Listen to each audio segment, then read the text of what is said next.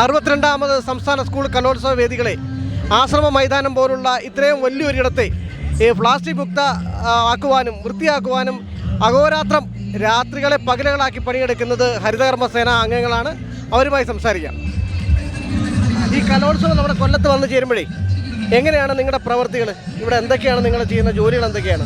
ഞങ്ങളിതൊരു എല്ലാവരും ഒരു 353 ഹരിതകർമ്മസേന കൊല്ലം കോർപ്പറേഷൻ 353 ഹരിതകർമ്മസേന കൊല്ലം കോർപ്പറേഷനിൽ ഞങ്ങൾ പ്രവർത്തിക്കുന്നുണ്ട്. അതിൽ ഞങ്ങൾ ഈ 353 പേരും ഇതിൽ വില്ലിംഗ് ആയിട്ട് തന്നെയാണ് നിൽക്കുന്നത്.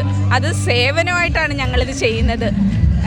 ഒരു 10-15ഓളം ഹരിതകർമ്മസേന രാവിലെ, അത് കഴിഞ്ഞ് 3 മണി കഴിഞ്ഞ് 9 മണി വരെ. 9 മണിയെന്ന് പറഞ്ഞാൽ ആ ഷിഫ്റ്റ് ഞങ്ങളൊരു 10-11 മണി വരെയാണ് ഞങ്ങൾ സേവനം. ഈ ജോലി ഒരു ഭാരിച്ച ജോലിയായിട്ട് തോന്നാറുണ്ടോ? ഇല്ല, ഒരിക്കലും അങ്ങനെ തോന്നിയിട്ടില്ല.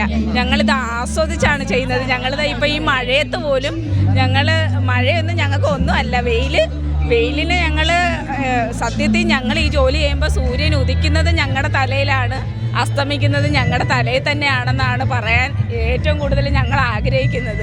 അതുപോലെ തന്നെ ഞങ്ങൾ ഈ ജോലി ചെയ്യുന്ന ഞങ്ങളിപ്പോൾ ഇത്രയും ജനങ്ങൾ കൂടുമ്പോൾ ഒരു ഉത്സവപ്പറമ്പാണ്.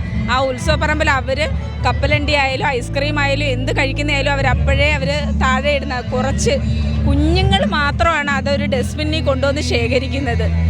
ഞങ്ങളത് ഇത്രയും നീറ്റായി കിടക്കുന്നെങ്കിൽ ഒരു മഴയത്ത് പോലും ഒരു പേപ്പർ പോലും ഇതിനകത്ത് എങ്ങും കാണുന്നില്ല. അത് ഞങ്ങൾ ഈ ഹരിതകർമ്മസേനയുടെ ഒരു വലിയൊരു പിൻബലം തന്നെയാണ് സ്കൂൾ കലോത്സവത്തിന്.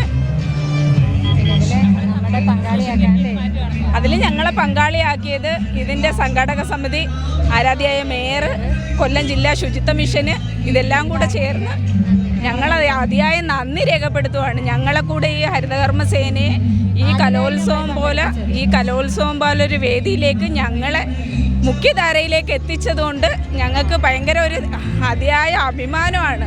ഞങ്ങൾ ഹരിതകർമ്മസേന എന്ന് പറയുന്നതിലുപരി ഞങ്ങളൊരു കർമ്മസേന തന്നെയാണ് ഇതിനകത്ത്.